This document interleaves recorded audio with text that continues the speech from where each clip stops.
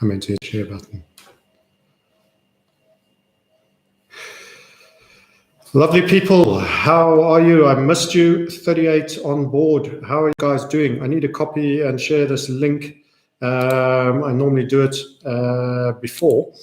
So give me 1 second while I do that. Thank you very much for checking in. I was out of action for 2 days, and I am aware that some of you missed me greatly. Thank you for chasing me down and saying, don't forget us. I am back here, and I have a topic to discuss with a couple of items to it. And I'm looking forward to getting into them, and I will do them great service. Secondly, I'll also give you my take a little bit on where we are right now, and the main thrust of this is how and what should you be doing and dealing with the current markets and what's coming down the road by my take in terms of what the control structures have planned for us. And I've got to clear a few things up. I see some people tend to get me wrong in the comments. Some people say, oh, he's so smug and he's laughing his head off and these are terrible times, and he's made some money on some puts and it's all right for him, and this sort of thing. I have to tell you, I'm not happy about where we are. And I'm not happy about the direction. I see it as a major escalation in the clampdown on personal freedoms that you will never get back. That's my honest truth and take of it all. The developments of recent have been a major, major clampdown on individuals' personal freedoms that are going to have incredible, long-lasting effect. That's my personal assessment. I don't take glee in that, and even making a bit of profit on a trading view when we have done, which won't always be the case, doesn't mitigate for a loss of personal freedoms, doesn't mitigate for a whole bunch of real estate taxes waiting for anybody who has a nice home, doesn't mitigate for a global world communism where you have to get vaccinated to travel. That's what I'm predicting. And now, this is something I said a long time ago when the pandemic first started to break. I said the goal behind this is vaccination, and it's amazing how the information and some of the comments made by William Gates, son of a previous William Gates, who was seen shaking hands with Rockefeller and all of his friends. In other words, this whole billionaire who made Microsoft thing, there's certain connected families that just seem to reoccur a large amount. I must share that picture actually of William Gates Sr. Standing and shaking hands with David Rockefeller. There's a lot of things that come out the woodwork that seem to show that, there's more to this than meets the eye. And the other thing I'll address is that certain people will often say, I had some guys that were tweeting, hey, Real Vision, you should get the market sniper on board to have a chat about his take on markets and various things. And we have got quite a lot right recently.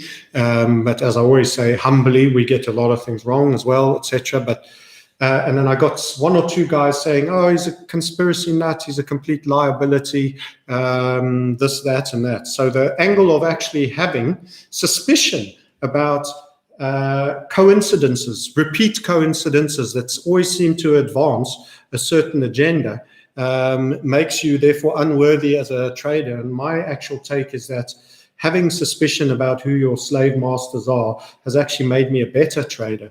Having the reset sniper component in the market sniper has me consider things that I normally wouldn't consider if I felt, but that's the rules. Government won't do that, can't do that. Or the central bankers work for us instead of for the people who put them in power. And I have to say it's a mind-opening element. I'll also point out, not making any personal self-accreditation to myself, but it's actually been shown that comedians and conspiracy theorists have the highest IQs. So people who are asking the questions and joining dots in random situations, and the ones who aren't, there's actually a marked difference in general intelligence. Not trying to say I'm a super smart guy, but the fact that people think of big picture and go out and say, that's funny that this keeps happening. So does having a conspiracy theory, a subplot to this topic is does having a cautious of government narrative and a preparedness to contemplate conspiratorial planning make you a better trader or a less good trader? That's a subplot that I'll look to answer. But the main thrust of the theme of this clip is going to be about universal basic income. Now, I knew this was coming. How did I know it was coming? How did I know this was coming? You go through my YouTube stream, you will see me standing in Greenwich Park, and you will see me knocking UBI on the head. And I got a wall of hates. It had some of my worst comments on it. In other words, there's a whole troll bot group farm of folk that are here to propagate and push this narrative and are clearly trying to bring this about. And they vomited all over my comment section when I did that UBI segment. And it'll happen again. It will happen again in the recording comments. Some of you that are regulars that have been following the stream are less likely to be in that state, but you'll have them come on soon, and they will definitely be in the comments that follow.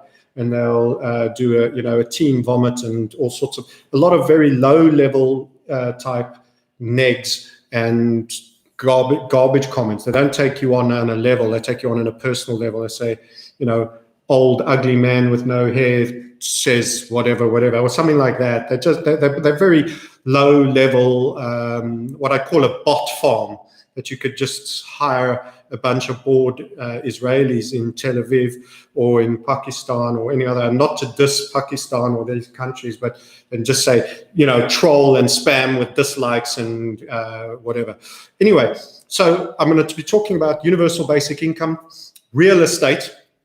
What I see is coming for real estate, because in one part I spoke of your reaction to the events that are currently unfolding and the opportunity, and I did make short-term mention of the potential challenge and the threat with each opportunity. So I spoke of a SWOT analysis: strength, weakness, opportunity, and threat. And there's certainly threats, and I'm going to talk more on the threats now. And I'm even seeing people that I like, that have good opinions, that are UK based, doing this huge anti-landlord or private property ownership theme. So I got, during this last week, this person that is doing this land value tax, LVT, and how terrible it is, and why landlords should be paid their rent and all of this stuff, or not paid it during these times, etc. And private property ownership, this thing that spoilt the UK. In fact, I got this video from The Economist so I track all the known control structure media to see how they are Bernays-like phrasing their agenda and seizing on sub-narratives to advance their various causes. And this particular article was saying, the problem is that in the UK, for example, and it applies in America and many of the Western nations' economies, Australia, goodness gracious, property in Australia, is that, we've created this whole narrative now of property ownership as a good thing, So actually, as we're going to go into, and this is going to turn very clearly into a major economic foobar, as we turn into it, there's going to be a lot of misallocation of blame. They're going to seize this opportunity to close out doors and take away personal freedoms on us for something that was perpetuated by the dark state. This entire situation that we find ourselves in is absolutely hanging off the control of economic central banking, debt-based financialization of everything economies, all of which have been synchronized globally by, you can wonder yourself why, whether it's by randomness, that everybody chooses to have the same hobby and have the same view on markets, that the debt-based expansion is the way and is the game. Or you can say it's by orchestration or it's by accident. I don't know. I don't care how you choose to align it. But the fact of the matter is we have a central banking cartel that has brought in extreme levels of asset volatility by engineering ever bigger pumps of wealth with associated overperformance that leads to chronic crashes with huge emotional selling and forced selling that leads to chronic underperformance to the extremity. And they've introduced these huge asset swings of volatility that have created large, vast tracts of bad debt, toxic bad debt, which then they failed to write off with and deal with on the previous cycle, that they've rolled up and carried into a banking system that they've later involved governments in. So they've injected the virus, the poison, the pandemic poison pill in the bank, which the government looked one way while the banks overlended, injected that into government so that government balance sheets are all completely broken. The global indebtedness as a percentage of global GDP is through 330% right now. The global indebtedness. And this is prior to the recent Americans dropping this better part of $6 trillion in dollars and pushing that down through the pipes and printing for the whole world and providing swap lines to all the various nations to put the brakes for now on the emerging market crisis. This is the sole reason we are where we are. Government and central bank intervention is the reason we have the excesses in the system. The reasons the economist will tell you is that Britain and America and people generally have a bad culture of wanting property ownership, wanting something of your own, and that actually it's time for rental to move into the light. The flexibility of rental, the fact that, you know, we haven't, property prices have been pushed so high, a whole generation is left off the, let's talk UK for now, off the property ladder. Well, if rental's such a good thing, they can rent and they can learn to save for a deposit. And by the way, how about opening up transport with fast rail into the countryside and build an entire new town on some greenfield? If you want to let every immigrant and its dog come in from Syria, from Libya, so much so that the name of the firstborn, the most common name of the firstborn in England is Muhammad, then you have to flipping build new towns. So let's put aside that. I've got a lot of Muslim friends, people from all faiths and everything. Put aside the immigration thing. If you want to open doors, as Labour has done, and even Tories has allowed, if you want to have the clergy plan that is so regularly denied by Europe, but somehow always sees everybody dump new immigrants into Germany and Sweden, you've got to build more property. You don't increase numbers of adults and not have available stock. That means you've got to throw concrete slab down where maybe there was a green field. And you've got to decide to do that. If you don't want to do that and you want to say we're a green country only, well, don't expand your population or find a way to increase density until you're like Japan and people sleep in little tube pods piled 6 high in a room when they have a shared toilet. But then don't complain when people say the life standards has dropped incredibly, and then just to have a quiet coffee, they can't even do it in their own house. They have to go down to a schmuckbucks that pays no tax in UK, and no schmuckbucks, your national employer's tax paid on your employees that you employ is not corporation tax. Saying you do pay tax is not the same as paying your share of proper corporate tax that puts out individual small operators that can't compete with you because you can always do a refit and everything because you're just missing out on that 30% profit, 25% or whatever it is tax on the profit, and you have huge scale advantage, scale purchasing, scale everything, plus tax avoidance through the double Dutch because you're an American megacorp that makes lots of pronunciations about specifically seeking to hire transgender people because you're so virtue signal friendly, and you have all the advantages of the oligarchy or corporatocracy. Paying corporation tax is paying corporation tax. And if you don't pay corporation tax, you shouldn't be there. Quick minor rant on that topic. But anyway, so we've either got to increase the density of urban environments and destroy people's quality of living, pack them like sardines and let them sleep in pods. One small broom closet where you can put 6 people in little sleep pods, and the rest of the time they have to be outdoors or they have a communal lounge area. You've either got to make that decision, which is going to make it exceedingly unattractive, or you've got to start building some normal homes with high-speed rail into the main working areas if you want to keep taking people. Anyway, so what's coming out of this is that The Economist is framing in an article how it's a cultural obsession that needs to be overcome. And the time for change is here, and we should all strive to be renters. In other words, I've continually suggested this, and once again, this highlights trader and someone who's open to the notions that there are orchestrations and agendas that are being pushed. And to acknowledge this does not make you a nut. That getting the goyim off the land and getting everyone into a tertiary extracting, rental extracting system that is communistic is the Bolshevik goal here. And we're seeing all of this. And I'm sitting and I'm reading this and I'm saying, how do you get to the state of collapse for which we never recovered from 2008? We never dealt with the issues of 2008. No, your banking stress tests were complete lies and PR exercises. You know that. I know that. No, the corporations were all borrowing to buy their stock back. Now we have a debt-based bust, and you're going to blame it on the individual citizens who desire and aspire to have their own home.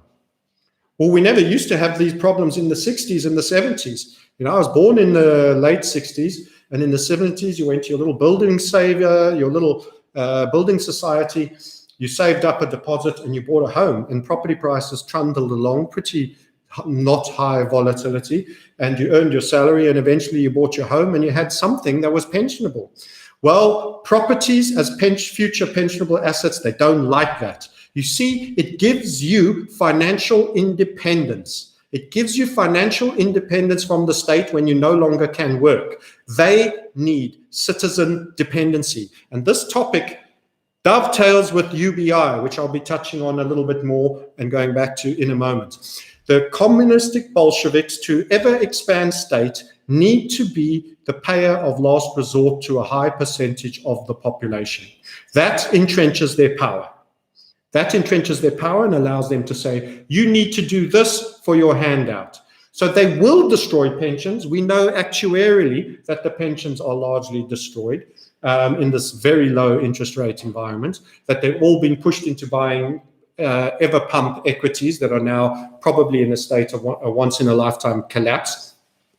So that you will have an entire boomer generation that will be underprovided for. They will have been given every boom to participate. And if they didn't time their busts getting out in time, they will have ridden all the busts. And if they get to their pensionable age and they haven't done what they needed to do and taken control over their own financial position to a strong enough level, they will now be ward of state. And the welfare, the Medicaid, they are all bust by their own stats. So you can, it's not me saying it, it's the government saying it. You can track with Simon Black, a free newsletter to subscribe to, and he'll give you updates regularly on it, and I enjoy them and I always read them. He goes to the website and he says they're saying that by 2032 there'll be no more money. They'll have paid the last bean out. In other words, I'm not talking about the growth, I'm talking about the investment capital pot, which is supposed to be giving the yield for which just the yield would be servicing. You know, state-based pension, welfare, and Medicaid. They're saying, no, we're burning all the capital down. We're getting to a point where there is no capital. We're completely out of expenditure. So, of course, they have a huge pensions crisis. All these debacles are all designed to be swept up in the new solution that is coming. And UBI is going to be part of that. It's going to be part of what replaces pensions.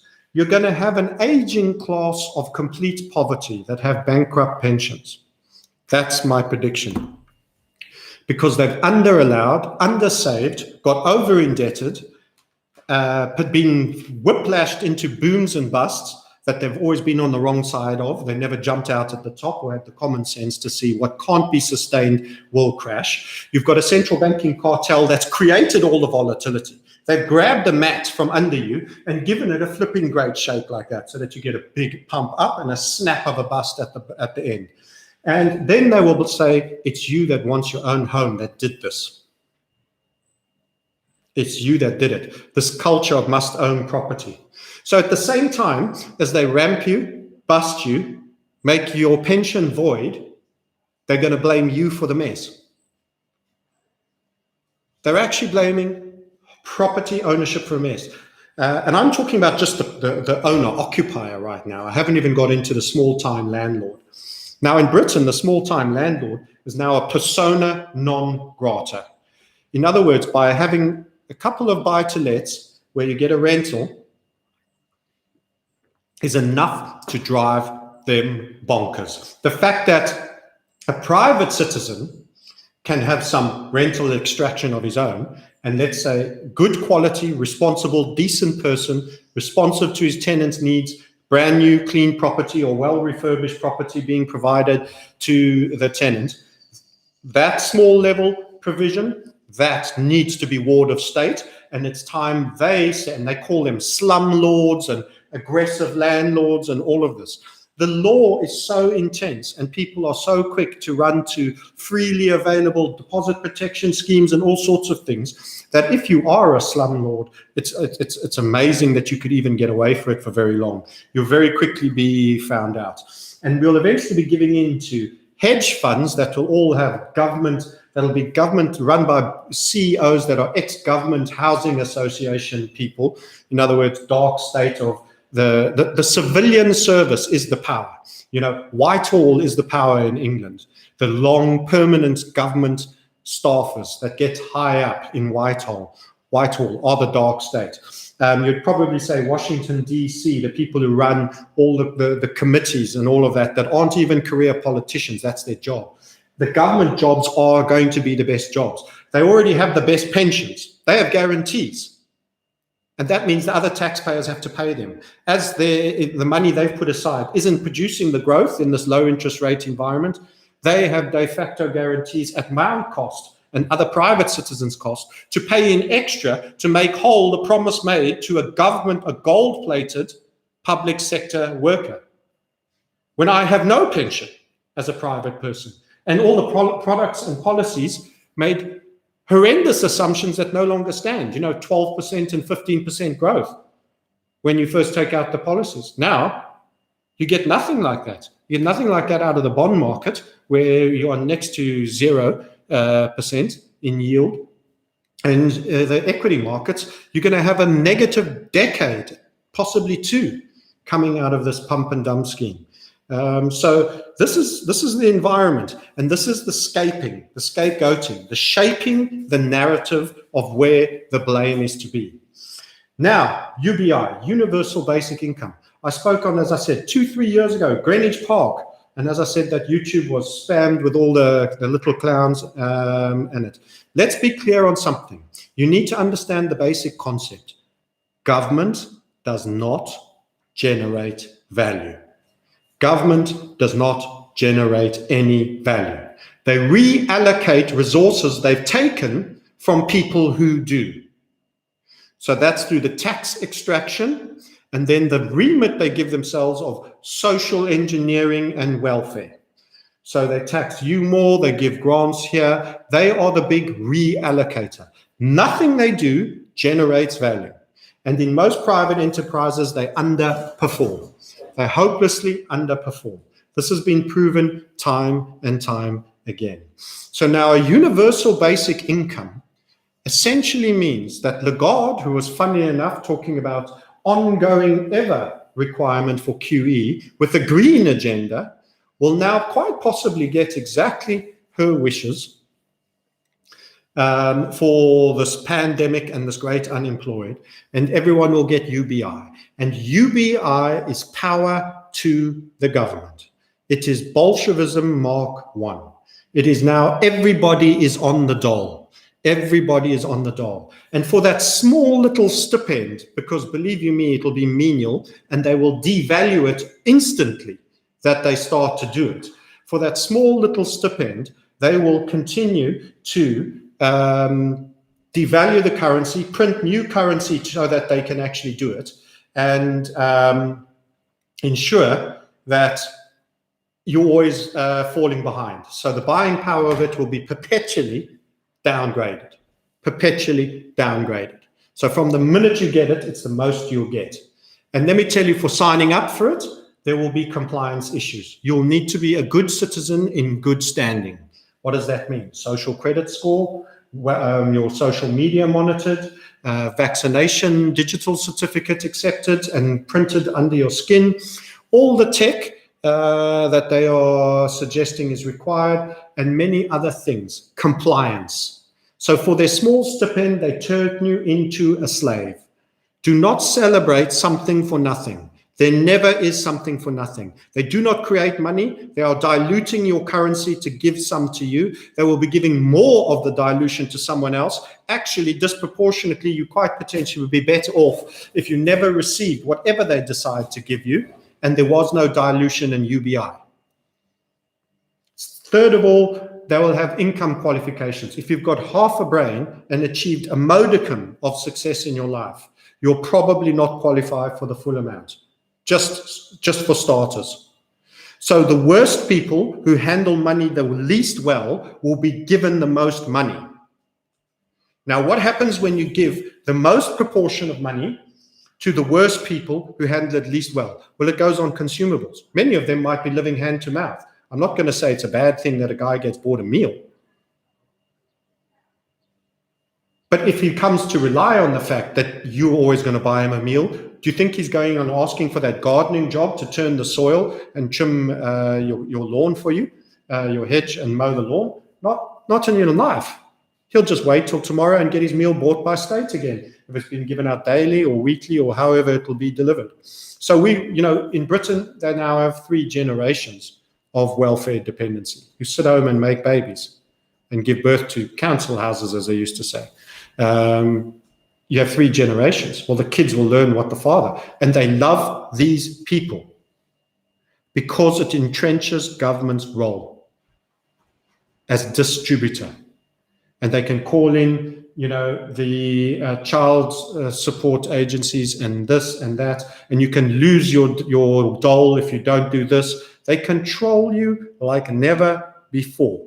UBI is a fully fledged attack on the stability of your currency, the rate at which it will devalue. Your personal freedoms will be greatly hemmed back, and it will be a debt blow-off fest, and the loss of sound money. You will never move more far away from sound money than if you just signed up to be the USSR and you've just decided to go full-blown Bolshevik after murdering the Tsar and defiling his family and murdering them, destroying the entire lineage, like some Zionist, Bolshevik, fascist psychopath.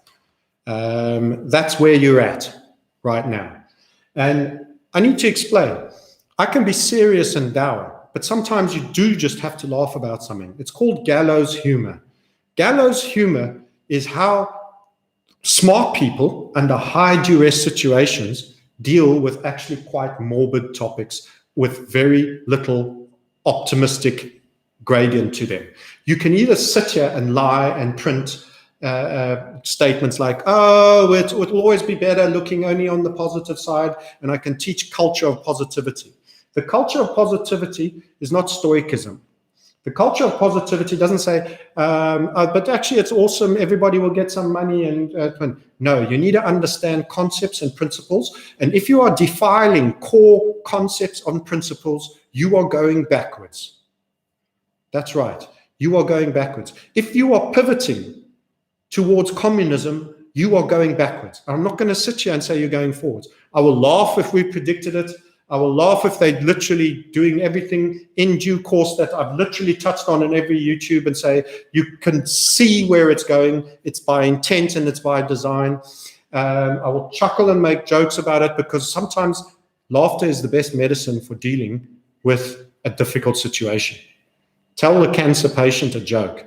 Tell a terminal cancer patient a joke. Make him laugh because he's got probably little else, and the control structure is probably accountable for his death too. And we are in that USSR moment right here, right now with UBI. UBI is absolutely destructive. And you'll have the lefties, and this is the feminization.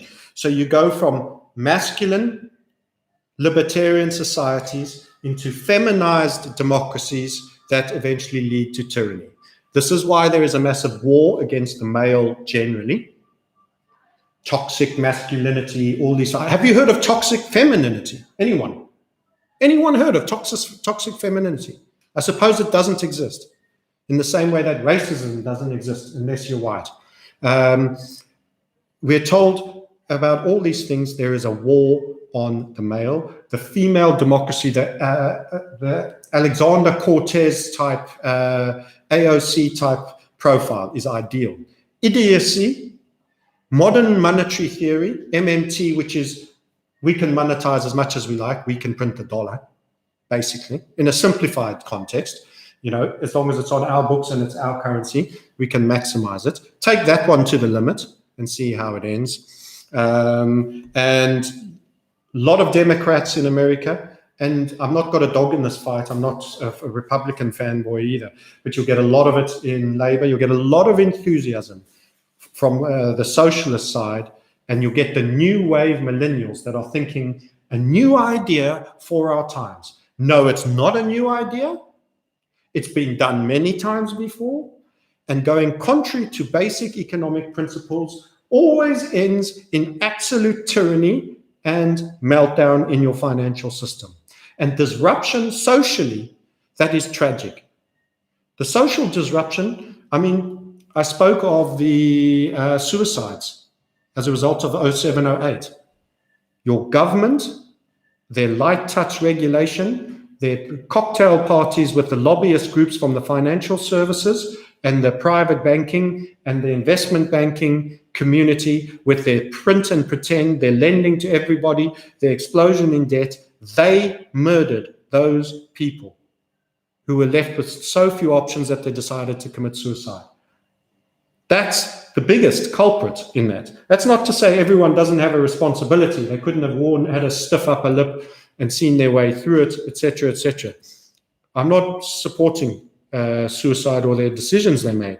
But let me tell you, the environment that created that absolute ramp and dump, where there could have been stability, there was given an epic boom followed by an epic bust, is created by the dark state intelligence services, central banking cartel, with their agenda of breaking the economy to make you reliant on government and to reduce you to then being a slave and complying to get your stipend, complying to get a good social score so that you can get a larger stipend, complying that you can be allowed to go to a rock concert with your new digital certificate proving you've taken the vaccine and the mark and every other poison they've decided to inject into you, while discussing how they have an overpopulation problem and vaccinations could deal with it. Square all those circles for me and say there's no sense of an agenda that's been coming. Square the conversations that Bill Gates has and makes, and the points he makes, with the fact that this pandemic all seems to have come.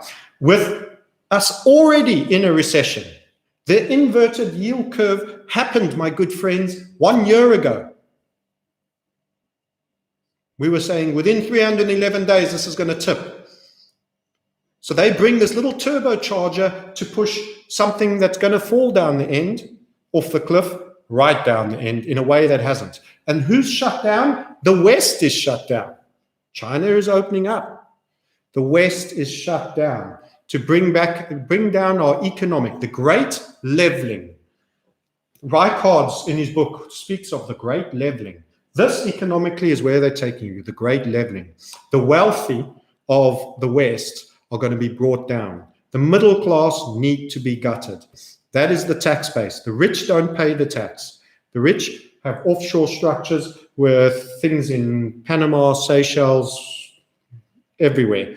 They don't pay the tax. They are like Amazon. They're the individual versions of Amazon and Google. Richard Branson doesn't pay a high percentage on his net income. The middle working do, and they are going to be a busted flush. And they're going to be told it's because you wanted property. From having just your own personal home and not being a tenant to absolute hate on landlords. And everybody thinks we all hate a landlord, no, it's a common sense. I don't like to pay rent, but I've paid it many, many times. I don't always feel like, I don't like to be anybody's subservient to anybody, and you always feel like with a landlord, you're kind of subservient. But let me tell you, I chose to live in his property and I chose to pay the sticker price. And once I sign that contract, it's a business contract like any other. Like when you sell your business, you sell your car, you do anything. I offer to do the following if you undertake to maintain it to a following standard and do this. I will pay the electricity, da, da, da, da, da, da. It's a contract. It's business. Grow up. Small-time landlords that largely buy new properties in the UK or refurb to a decent standard existing are not your enemy. You might want to hate them because they've gone up and you can't afford a housing price. But if you saved, lived within your means, you could scratch that deposit. You could have participated in the borrow-a-thon. My first home in the UK, I bought with 5% down and a 95% loan to value when I started there. So everyone was given a shot to do it. And I scratched together that deposit just to get on the ladder because I felt it was going to go up. It was positioning. It was the investor and the trader in me that was doing it. You could all do it, and many of you have. But they want you off the ground. They want you off the land. They want you hanging in the wind with no state or base. That way they can move you around like cattle anytime they want, from this field to that field to the field next to the abattoir when it's time to sign you off. That's how it is. Having your own real estate, having it in a structure, and leaving it to your family that passes on freedom, financial freedom to them, they hate that. And that's why we have death taxes. That's a tax on an already paid tax. That's why my prediction is they will create resentment towards those that are property owners as part of this crash, and they will get the masses, the uneducated masses, to resent on property owners. And then they will get in a land value tax as one of the key things. So as part of saying you should buy a property at the lows, let me just warn you, within that, expect a land value tax. And what may actually turn out, rather than a once-off, which could be high, they may also put in a regular annual. So if they assess that the value has changed in your property, you pay every year. Now you can say you already have that in your council bands if you're in the UK, and I don't know how the American system works, but we don't know. Anyway, I'm going to take a breath and I'm going to come back with more UBI. By the way, check out our amazing coffee mugs and sniper t-shirts in the links. Look, you may not all want to be traders. You may not even want to be a better investor and do a program with us. If you want to support the channel, they're awesome. Coffee mugs, they're nicely printed, and we do a high quality t-shirt. I said, if we send out a t-shirt, this is one that must be like my old army t-shirt. You wear it for 15 years. I worked out in the thing. I sweated in it. It kept going forever. It got washed 20 times and never lost its fluff. I want the best quality one. If you want a cheaper one that's just a wear for a year and a half and chuck away, you can choose the cheaper quality option. But you've got both. Grab a coffee mug. The Great Reset and the trading. We're going to get more interesting options for you as well as logos. It's all there. Okay, so that's UBI. That's where I see real estate. You're going to have to plan for a loan, a land value tax, I think, in anything you buy. The long-term goal of them is that they want to own everything. That's communism, and that's absolute power. You don't start with a certain amount of power. You want absolute power. You want everything at your fingertips so that you're sitting twiddling the knobs. They want to sit in a brand new Rolls Royce and twitch the dial and the engine goes louder, the aircon gets higher and all of it. They're sitting with buttons in their control tower. They want you all on the land, tweak the rent here, tweak the cost for that there, and they need everybody to be at their whim in the continual extraction process. So the game is to resist this. The game is to position as best you can, and in certain instances, recognize that even with positioning as best you can, certain things will probably be unavoidable. And I can see property-based wealth tax as one of them. Let's have a quick peek at the comments to see what you guys are saying. Wow, 551. That's very good for this time of day. I appreciate that. If each one of you could share to one other person what's coming in the Great Reset, it's a great thing for us, and we appreciate it. We put this out free, we put out the time, made some investments, and we love speaking to you. And it's just a great way to say thank you, and we appreciate it. Likes are also good if you hit that like button. Morning to Barry S. How are you? Big Chungas, hit that like button. Oh, there's my man. Modulated waveforms. Good day, sir. Yes, I hope the waves are good. We've got someone from someone from Russia. When do we gonna get a live trading session with some tech analysis insights? Ooh, yeah, we got good stuff. Who liked the Ethereum USD? So you miss most of these by not being in the community. That is on the link below. There's the free mini series if you want to find out a little bit more. But if you're in the community, you'll see exactly what we think. I've just done a couple of looms for my guys about various things. We've actually found a bit of action in crypto, as I mentioned. We had Bitcoin and Ethereum. We preferred Ethereum, and we made our 170 target from a nice move. Many of the guys greened out on that. That's in the crypto space. And we've also got some green on Bitcoin. So you might have missed that one. And then we also, of course, engaged heavily in the traditional markets. And yep, we're doing okay. We're doing okay from the screens. We're waiting for the next surge of dollar. There's a little bit of a lull right now. So if we just take a moment to talk about traditional markets, I know you guys value this. There's a little bit of a lull right now. So we have two dynamics: precious metals, which is highlighting the proliferation. They're having gradual pullbacks of a continuation type structure. So if you look at the gold euro, the gold dollar, you look at silver euro, silver dollar, slight pullbacks, but of a continuation type structure, suggesting at some point they'll reassert. And then we have the dollar itself, that we've been waiting to keep making its advances against the FX emergings. I've spoken against the ruble for our Russian friend there. I've spoken against a number of crosses, Canadian on the oil. So we told you the oil would push up and have a bump. And now it's sitting at a key level. I think it's going to come back down again. So the Canadian stopped losing value. The ruble stopped losing value. So we're having lulls. So you have a surge and a surge and a surge, and the money and the profits come fast. And then you have a lull, and it starts eating back. And we're kind of in one of those surge and pause areas. Palladium as well, it's affected by, Borgs-like is asking about palladium. It's affected by the precious metals complex, obviously, and has also been in kind of falling wedge and then had a little breakout. Didn't like the broadening pattern so much. It's in the slight doldrums, potential continuation. There's a slight risk, though, that metals just have another turn for a downward dip. So we need to see which reasserts first. Are the precious metals going to reassert, or is the dollar going to reassert? At the moment, and then many people always criticize me for this, they say, oh, precious metals are not Bitcoin, and Bitcoin's not precious metals. It's a category. It's quite interesting to see.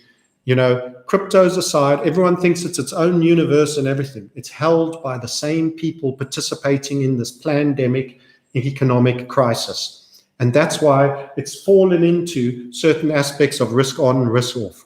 So gold was pushing up a little bit recently, and the cryptos were pushing up as an anti-fiat. So we've had this 6 trillion be dumped into the market, and you've had some dollar no longer making gains against all the emerging currencies coming off. It saved the euro a little bit. That made our head and shoulders target down at 106 that we called a long time ago, and has been grinding its way towards. They don't like a disorderly, particularly on the biggest pair. Euro USD. They don't like it disorderly, but Italy is wrecked. And I think one of the reasons Italy is also being super highlighted in this pandemic is it's quite clear that they're the weakest in the economic, the weakest scale economy in this European economic layer cake. So what you've got here is Greece, we know, is absolutely foobarred, but Greece, Spain is 7 times bigger economically than Greece, and then Italy is double Spain. So understand the dynamic here. Italy is the smelly giant in the continental landmass. That's Germany, France, and then Italy. And that third leg of that milking stool is very fraught and very rotten.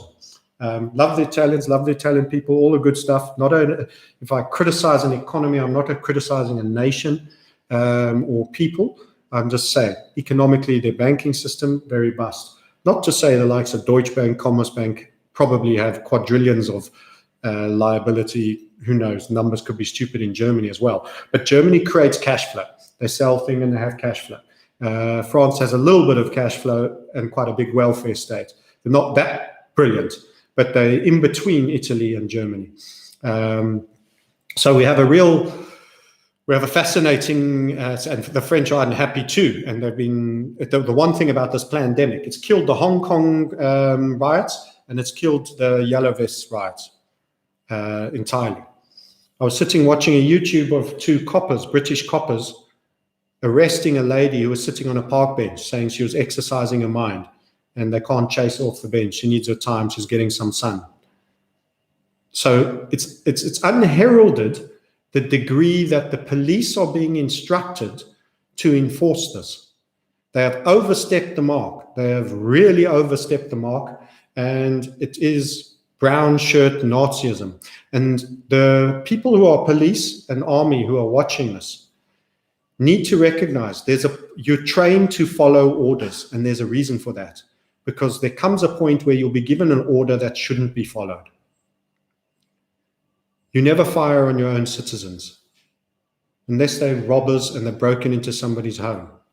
You know, you should never be in a situation that you are bullying turned into a citizen bully by virtue of a pandemic crisis law that says someone that might have sad disease, which is shortage of sunlight, is sitting in the remains of the day evening on a park bench, getting some vitamin D generation on her face and skin, and has to be marched off like a criminal because she refuses to leave at that very minute, and says she will go shopping and says that she's getting some mental exercise and some sun. And you are sitting there saying, and there's no one near her, and she's not violating or potentially not socially distancing and all these stupid phrases that they've created, and you are now the guy marching her off to a station. Coppers, you need to use common sense. You need to even look at your own head of police and recognize they're coming under political pressure to enforce, and you need to be really gracious and smart. Don't be the guy going for mass arrest numbers.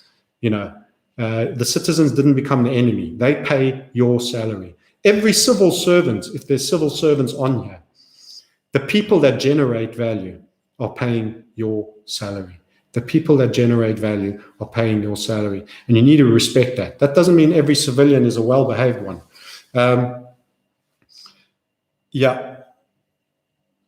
Yeah, police and common sense don't go together, says Abba Century.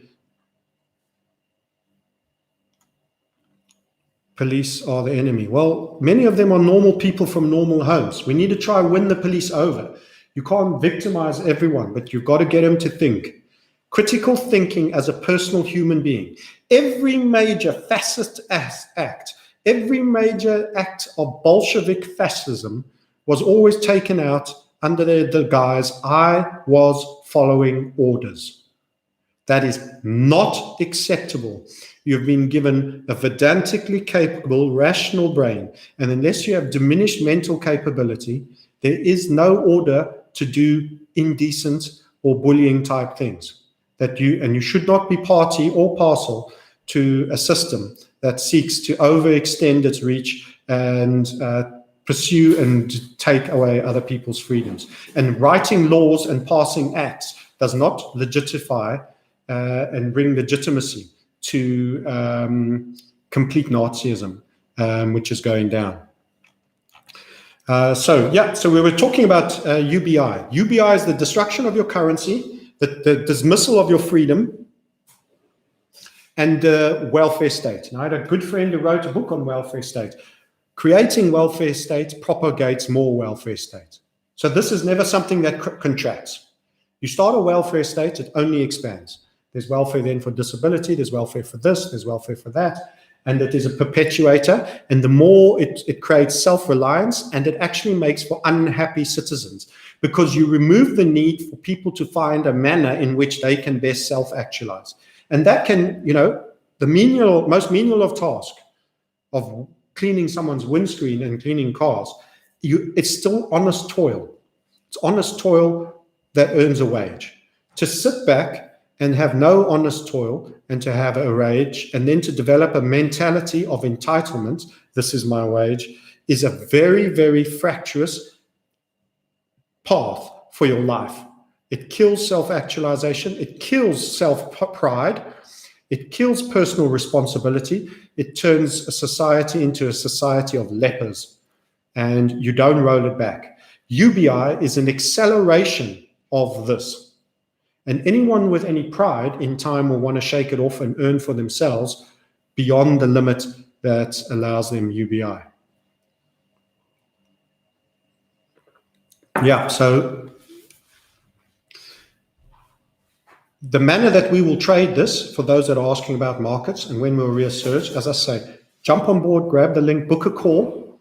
We're always happy to talk through all the products, what we do. You'll talk to someone who was like you, who was actually an investor or trader that thought, can I make my money work better than the 0.1% I get paid in my bank account? Can I make it work better than that mutual fund that just cracked 35% off my capital tax gains? Could I have actually made money during the time that market was falling by 35%?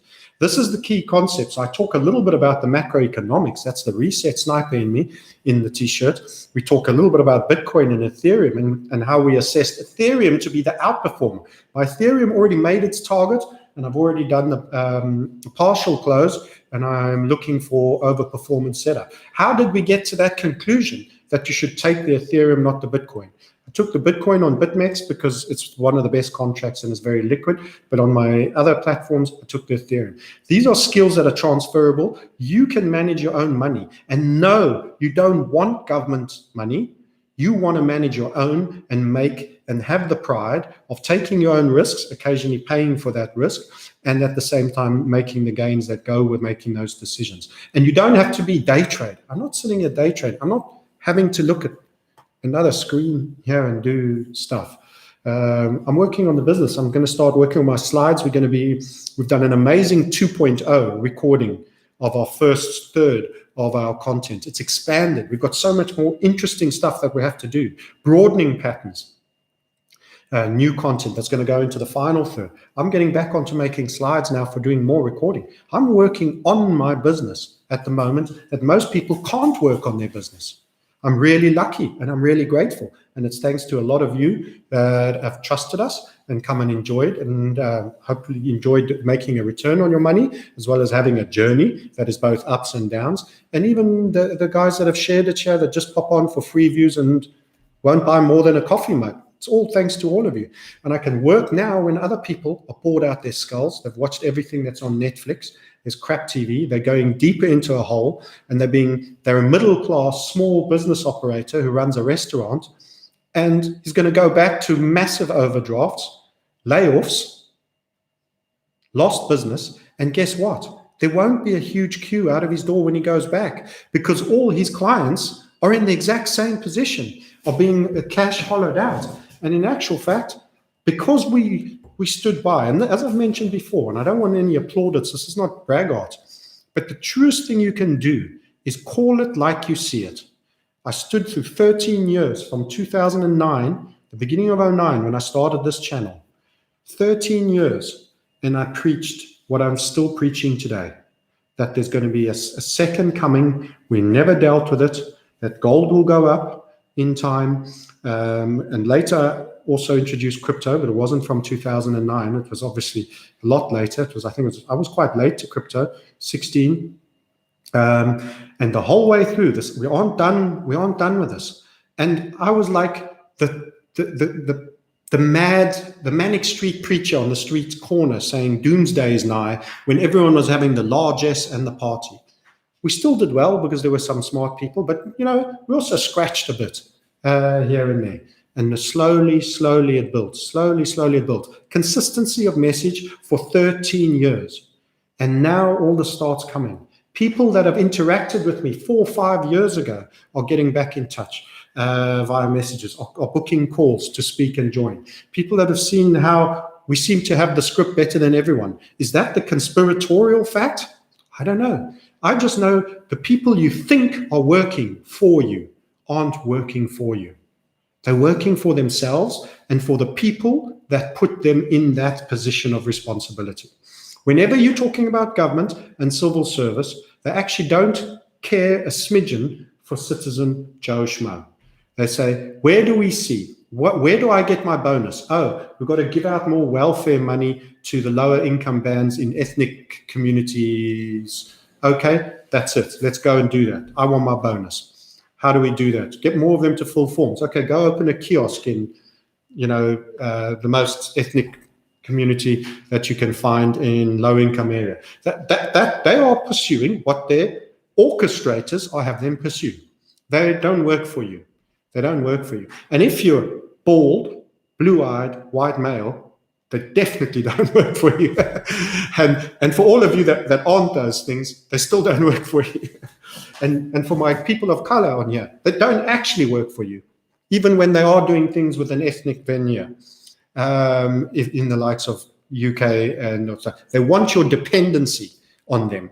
They don't really want your self-actualization and freedom. They need you dependent.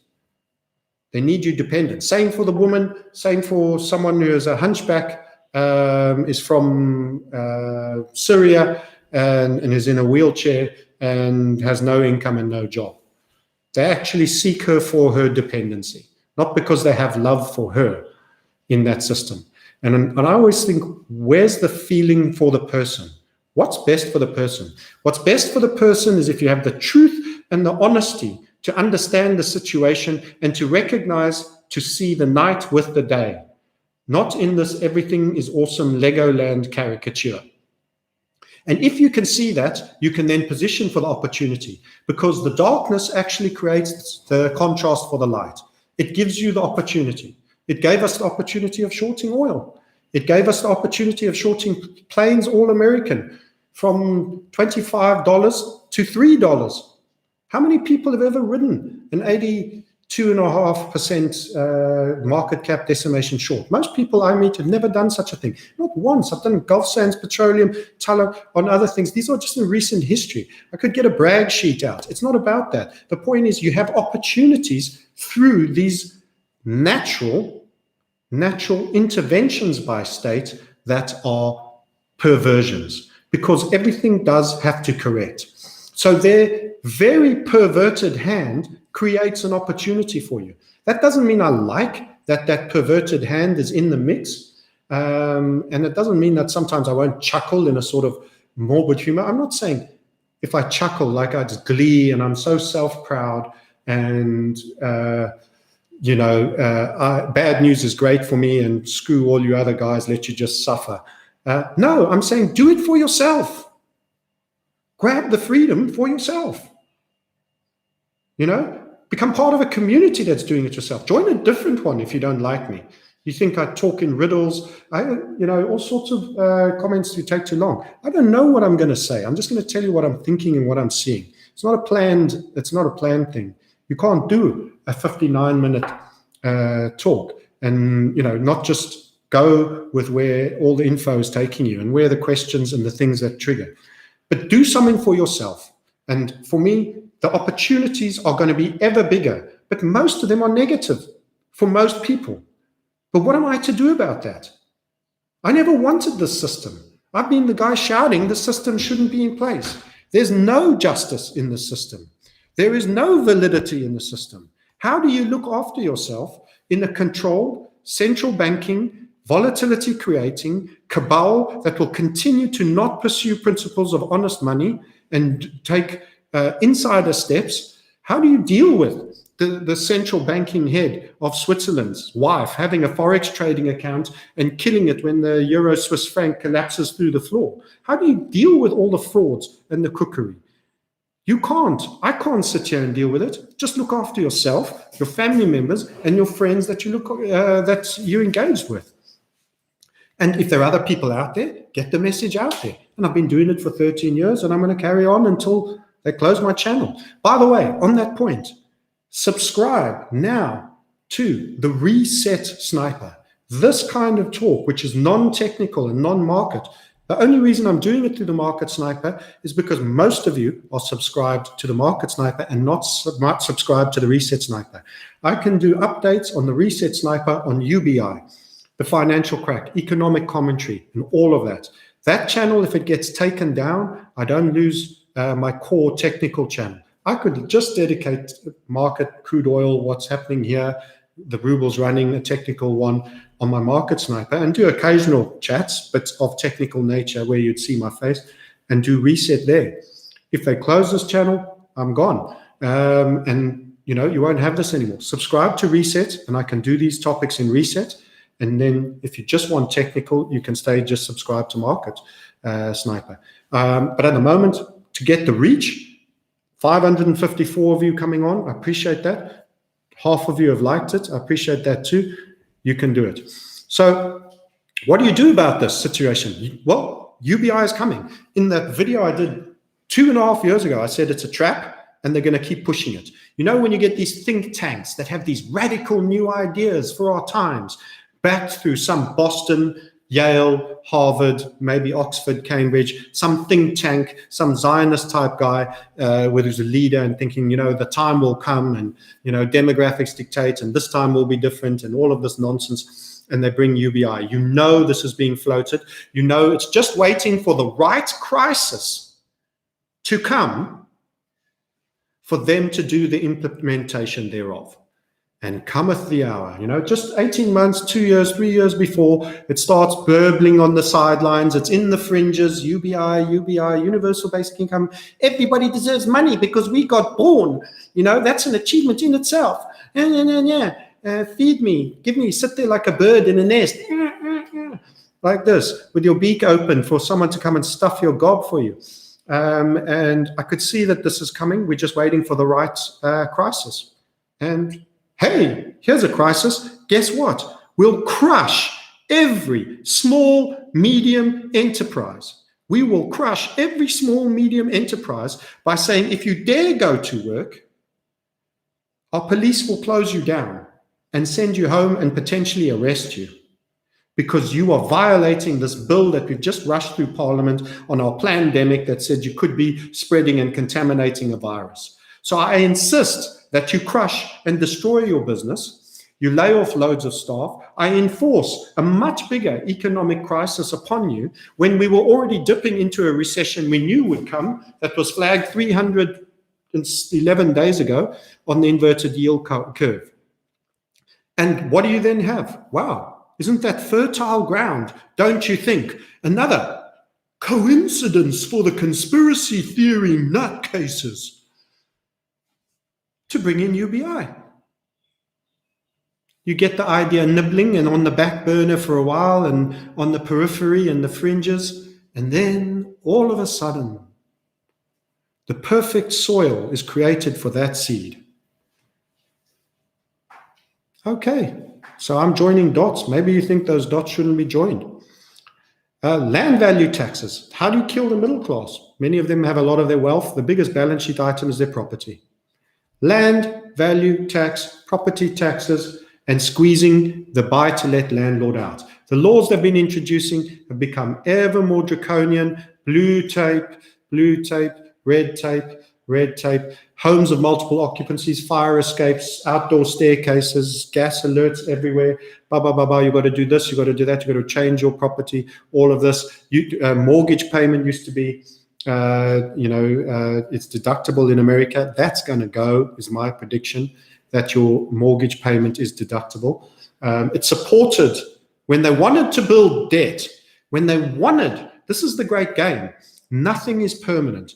When they want everybody to become debt, build up debt in their balance sheets on property, they give you a write-off on your mortgage in America.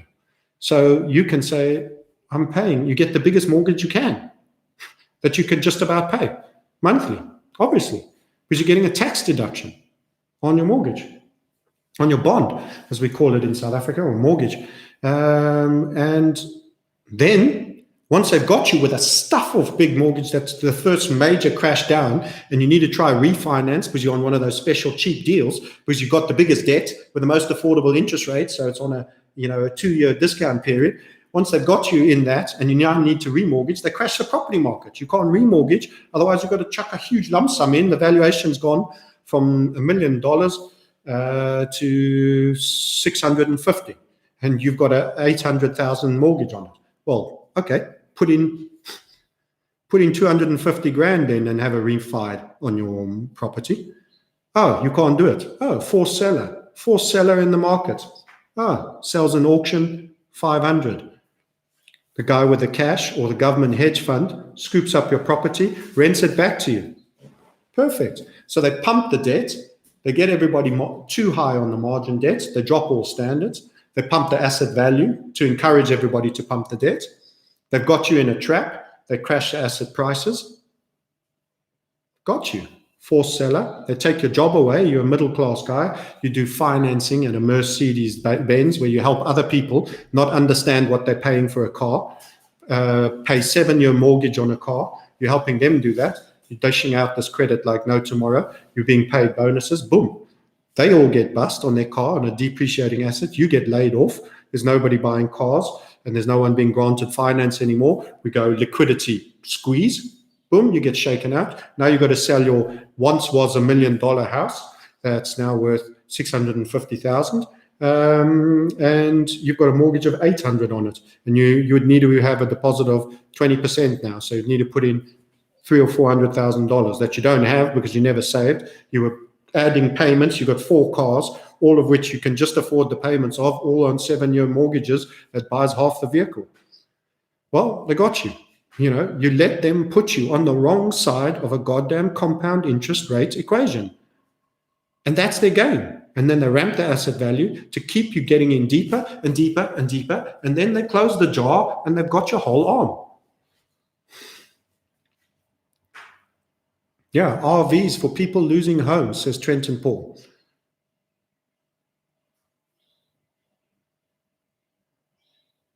We've never been globally shut down, no. And this is particularly harsh on the West. And this is why I call it the great leveler, because actually living standards are higher generally in the West. Some will debate the American supply of health system and all of that and the cost therefore, but generally living standards are higher in the West. And this is a great leveler. Why is other countries open for business again? Yep. So Skynet, you're a modern sage. Thank you. That's very kind. I'm not sure. Makes sense to me, says Barry. Out G box research, and they go on the stock market and invest in the business they're penny squeezing. Yeah. Bankruptcy is going to be harder with student debt. That's not that you absolutely can't, but you need very special circumstances. So once they've got these young people on the hook for living costs, expensive dorms, and expensive lecturing on shitty courses that actually have no practical worth, for which they're not going to be business useful on any great degree. I mean, outside of the professions, if you're becoming an actuary, a doctor, a dentist, fine. But there's a lot of crap degrees now. It's the tertiary education of everything. That's why I always say you could get a tertiary education in basket weaving, but don't think about your actual income that you're going to reduce on that. You go get a master's in it. Get a PhD if you want. But what the hell use is it? The tertiary education of everything is a debt trap. It's part of the debt trap. It's part of getting really young people early in their life trapped, because then they run for 40 years for you, never stopping for a breath, paying and you extracting. It's a great game. It's slavery. It's slavery. You get everyone as a hamster on your wheel.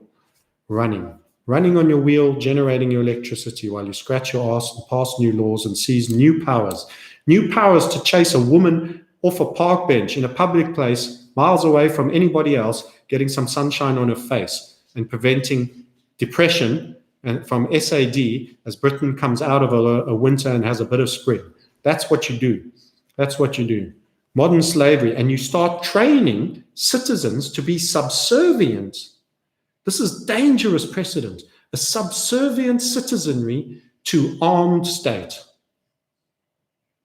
In other words, the marks of your army and the police force is its own citizenry, not criminals. You need fear. And ever more, cops look way more aggressive. I remember the UK. It used to be Bobby on a truncheon that you wouldn't have thought anything to pat him on the shoulder and ask him where the directions to Paddington Station were. Now you see these guys, guns, tasers, hanging out everywhere. There's no way you could pat him where it wouldn't look like you're trying to disarm him of something. The most, least aggressive thing probably being one of these strobing torches that's there to stun you. Taser, bright orange. Glock, flipping armed automatic fire, weapon, stab vest, jackets, magazines.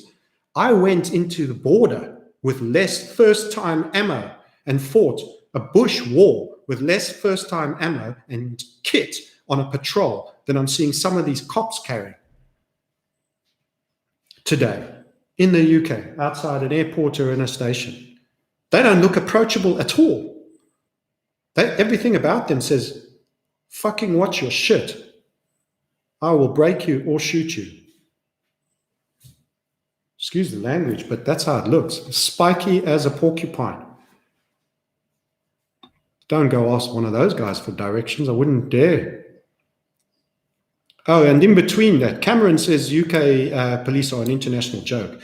In between it, we see on the Twitter sphere of UK police, guy dressed in this big comical, big round, kind of like funny animal with the new transgender flag, the light blue, the light pink and white, and then the girl in the gay flag one doing YMCA outside their squad cars as a meme to show how virtue signaled they are. And who's putting them up to this? Do they go to work and say, I'm going to dress up like that and be a pantomime flipping clown and virtue signal for a civil service organization that's trying to tell me that there's these people, a particular category of person that has now gone so far into the most favored variety, we have to continually show how much we love them? What about just equality? Let people be. Let them be whatever they damn well want. They're gay, lesbian, good with that. Go be it. Be cool. Enjoy your life. Just do it. No one needs to bully you. No one needs to respect you. And no one needs to overprotect you anymore. Everyone accepts you. It's all okay. We don't need this. We don't need these pantomime amateur dramatics in costumes paid with what money? To virtue signal what crap? But there's a little blonde, blue-eyed girl stabbed to death. Oh, he was mentally handicapped. They don't mention it's a Somali immigrant. Stabbed a 7-year-old girl. Doesn't get any mainstream media coverage. A young couple have one kid. Harmless, beautiful little 7-year-old girl. Stabbed to death. Throat slits, everything. Violent attack. No mention of race hate. Oh, there might be mental issues. Where's he come from? Who let him in? Why has he got a knife? Where were the cops? Were they busy doing YMCA outside their station? It's a lunatic world. It's a lunatic world. And on the genders thing, they want to demasculate men and they want to androgynize women. It's a unisexual genre. And the way they do that is they bring men down, all men, all ethnicities, and it's the gateway to tyranny. It's a feminized democracy. Because everything is social, everything is welfare. Oh, Care Bear for everything. That's not to say men are mean and women care. It's more to say that all common sense priorities of rationale and that which you incentivize. The father was disciplined. The father taught son a hard lesson, but a worthwhile one. That aspect of society is just devalued. Fathers generally are devalued. Missing fathers, they're devalued. They don't have any value. Single mother society is applauded. You are the tough workers. Nothing is harder than motherhood. Oprah Winfrey. Everyone here knows. Hardest job in the world. I love Bill Burr's take on that motherhood thing. Yeah, let me just get the DVD out for Nemo 2. Pop that one in while Nanny does the cleaning in the kitchen. So I mean, but don't get me wrong. Love woman, love female kind. Matriarchs are the center of the home. Compassion is absolutely needed. We all need it in our own minds. I talked to you about the Good Samaritan of mine. That is Mary, if you want to be. We all need that. What you don't do is put something else down. You don't put something else down. Yep. Okay. God bless the mothers. Absolutely. Who's against motherhood? You've got to be insane. Motherhood is essential, but you don't have to do this other stuff. You just don't have to do it. It's not required. It's not asked for. Anyway, I'm getting into other topics, and it's been an hour. I appreciate you, 578. That's great.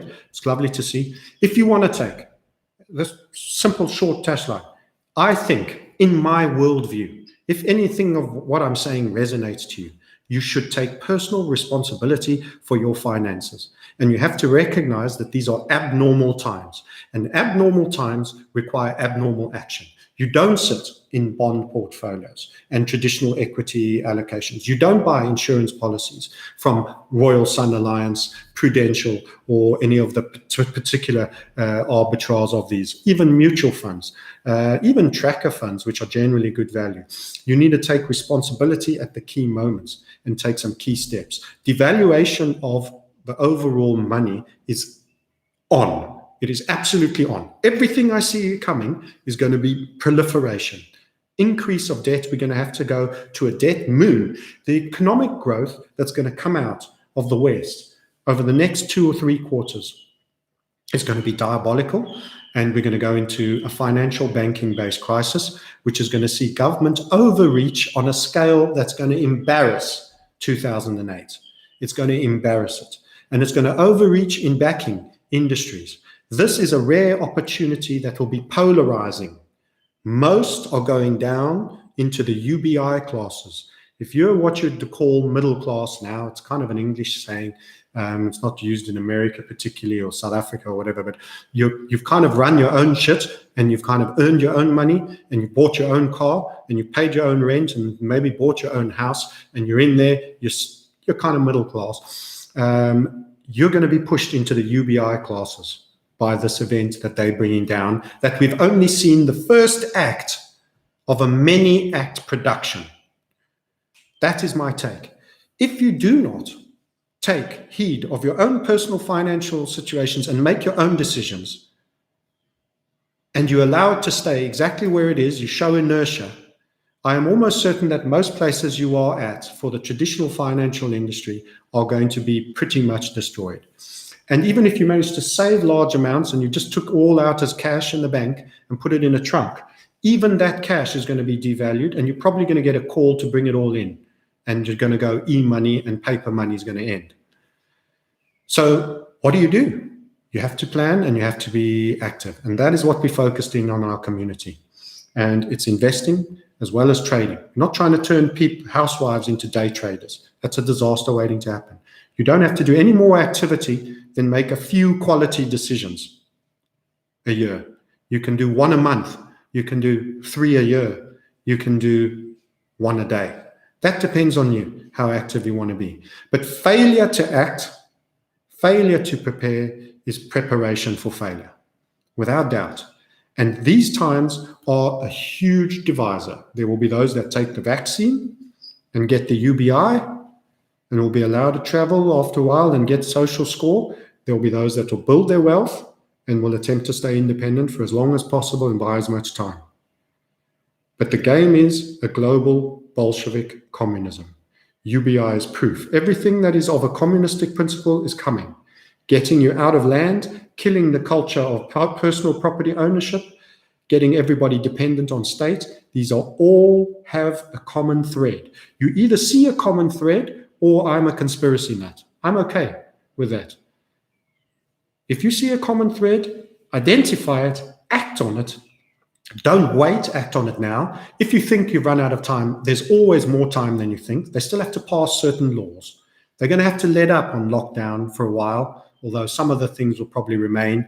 And then they'll have to reinstate it, which they will, in my opinion. They'll do it again because they want to keep getting you used to this new exertion of power and the way they do it. So mark my words. And if we keep being somewhat accurate with these things, think that common thread is still weaved through every little, what seems like a separate random entity. That common thread is going through it all, guys.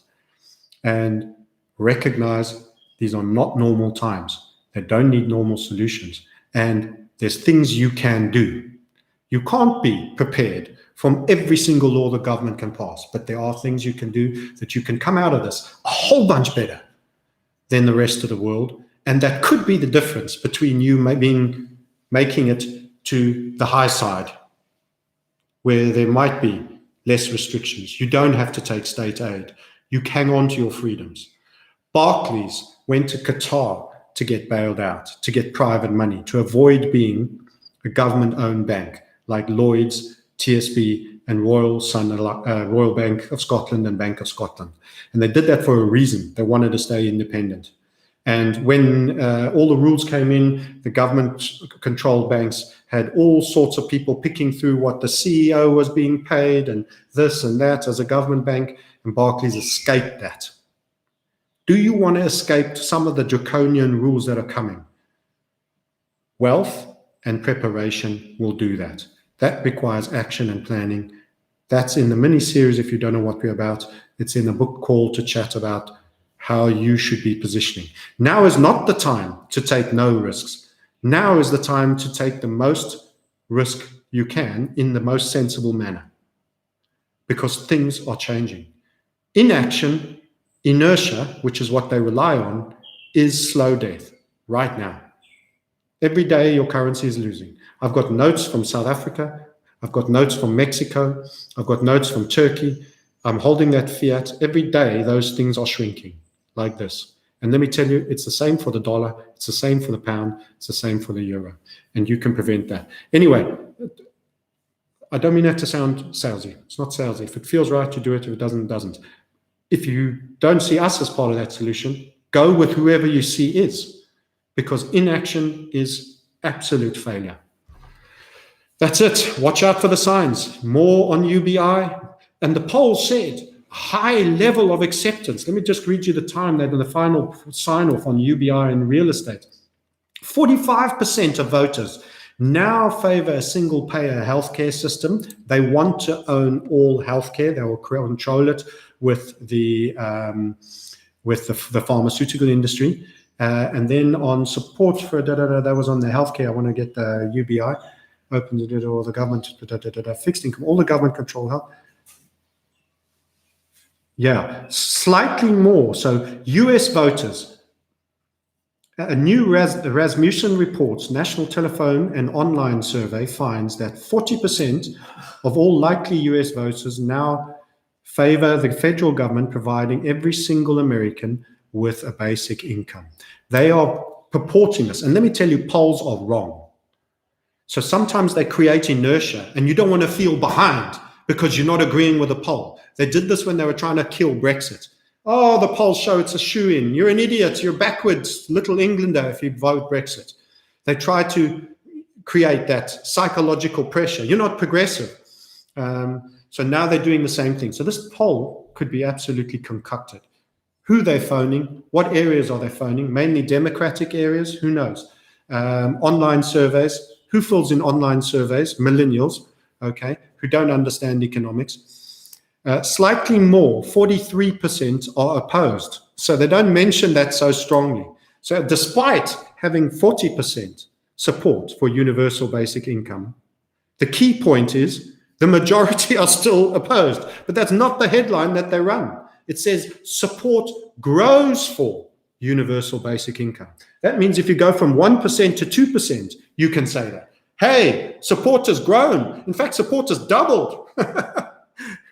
So slightly more than 43% are opposed to it, and 17% are undecided.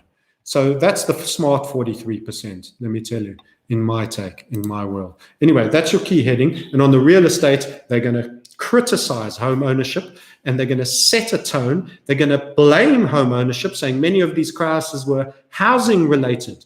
No, they were not. The house never caused the crisis. The financialization of everything to an extreme that caused asset bubbles and asset accelerations, and the dropping of lending standards to ridiculous levels caused asset bubbles that then led to debt problems. You could have done that on cars. You could have done it on RVs. You could have created a bubble on lending on poppy fields if everyone started a fad of owning a poppy field. It's not the property. It's the financialization of everything led by the banking system and the central banking cartel. And they will blame it on people wanting to own an own home, or people, small landlords, as being nasty rental extractors, a right exclusive only to government. And they'll get you hating on them. They'll get you hating on them just like they get you hating on short sellers in the stock market.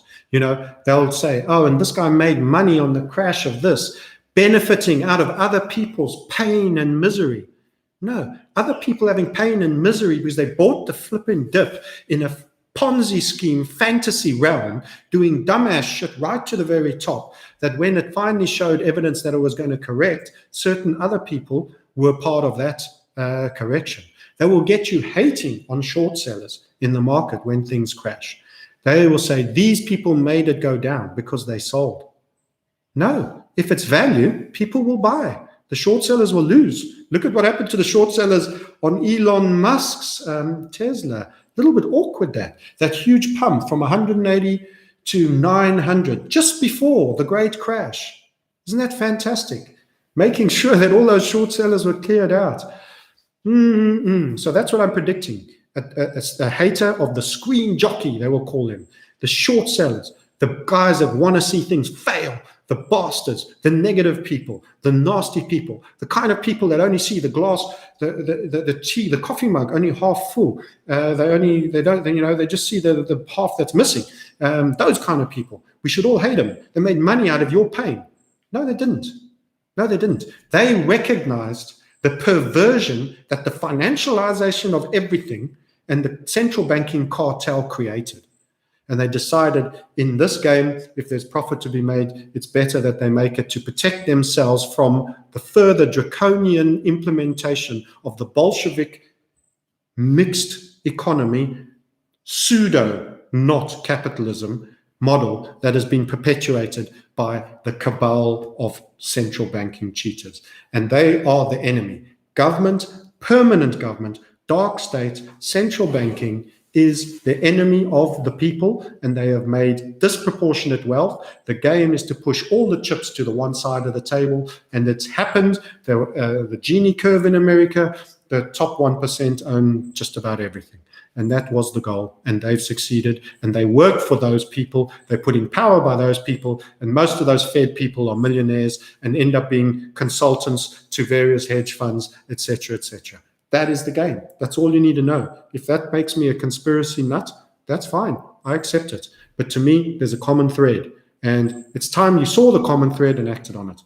Love you, love you. Thanks for watching. Sorry I didn't come on. I've got a fat ear here. You might see a bit of an ear infection for the 2 days before. So I was a little bit, and it's still popping and gurgling. But I'll catch you all later. If you feel you want to get a coffee mug or a t-shirt to support our channel, we'd love to see it. Wear the reset button with pride.